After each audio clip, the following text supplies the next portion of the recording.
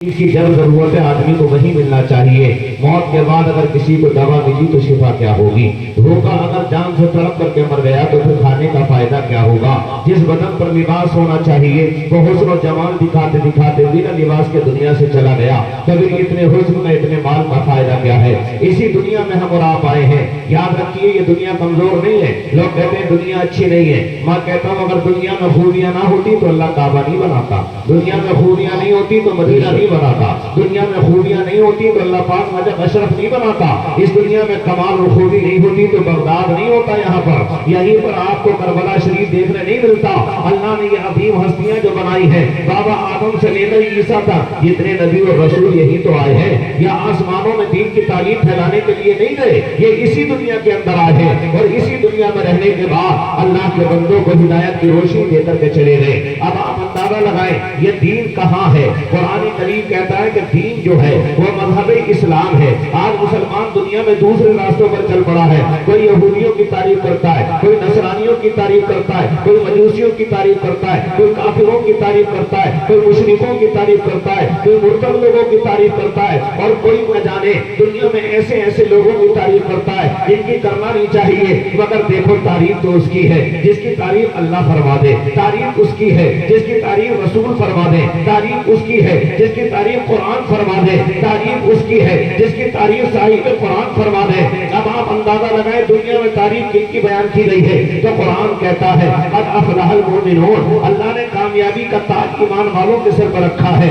अल्लाह ने कामयाबी तो इन्हें अता की है। अगर तारीफ के काबिल कोई है तो आओ कुरान करीम कहता है इन्नल्लाह युहिब्बुत तव्वाबीन व युहिब्बुल मुतत्ताहिरीन। दुनिया में दूसरों की तारीफ करते हो, अल्लाह तुम्हें पसंद करता है। अल्लाह उन लोगों को पसंद करता है जो अल्लाह की बारगाह में तौबा करते हैं, इस्तिग़फ़ार करते हैं, गिरियाउज़ारी करते हैं, रोते हैं, गिड़गिड़ाते हैं, अल्लाह से माफियाँ तलब करते हैं। वो अपनी जुबानों और लब को क्या हिलाते हैं? अल्लाह को इनका रोना, तड़पना, बिलबिलाना और बिलखना, अल्लाह से माफी मांगना इतना पसंद आता है कि अगर हम दुआओं में ये अपनों को याद कर लेते हैं तो अल्लाह उनका भी भला फरमा देता है।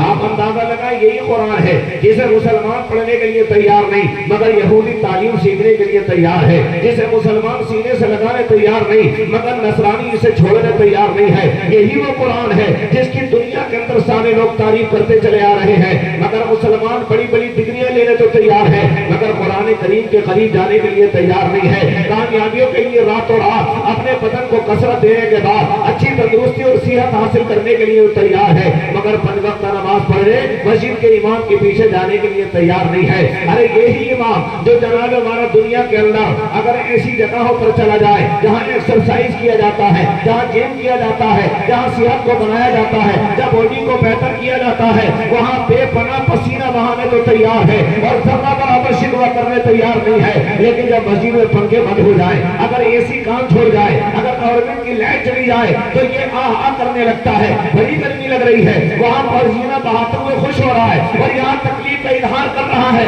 जब कर याद करिए अगर यहाँ का एक लम्हा, एक पदा, एक कतरा भी आपका गिरा हुआ हुए जमीन पर हो गया पानी का या आपके बदन के पसीने का बारगाही इलाही में मकबूल हो जाए तो वो जैसे गुलाम का ये अकीदा है अल्लाह यहाँ की गर्मी के बदले वहशत की गर्मी में आजादी अता फरमा देगा, वहाँ सुकून अता फरमा देगा। अगर यहाँ के पंखे काम नहीं कर रहे हैं तो शिकायत करने की जरूरत नहीं है। जो नौजवान घंटे भर एक बेहतरीन जगह पर जाने के बाद अपनी कसरत के लिए जिम कर सकता है और पसीना बहा सकता है, लोहे की बड़ी बड़ी राखें उठा सकता है, तो उससे कहो सेहत बनाने की जरूरत नहीं बल्कि मुकद्दर बनाने की जरूरत